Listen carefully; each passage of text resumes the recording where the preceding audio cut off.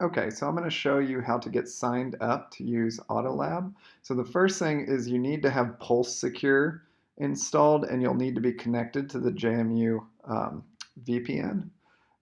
And so I've got to proceed. Mine actually has my password saved. The instructions for this, I will post how to get um, Pulse VPN up and running. But what you need to do once you are connected to Pulse VPN, you go to autolab.cs.jmu.edu and we're going to register.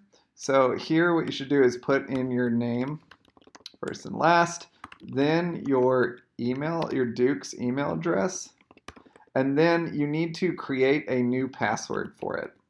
And this does not need to be the same thing password as your JMU password. It's also quite annoying because it cares about the strength of your password and it doesn't tell us what the rules are. So I'm going to give a couple of tries here to get one that is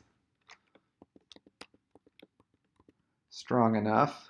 Once you have a strong enough one, you're going to get a confirmation link sent to your email address, and you have to do that before you can actually log in. I'm going to go to dukes.jmu.edu, sign in with my Dukes account,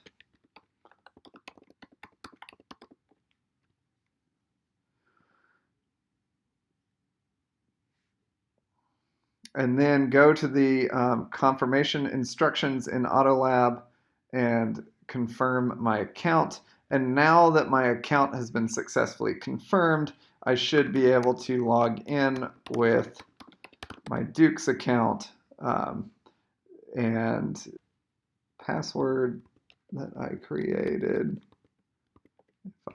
And now I'm in Autolab.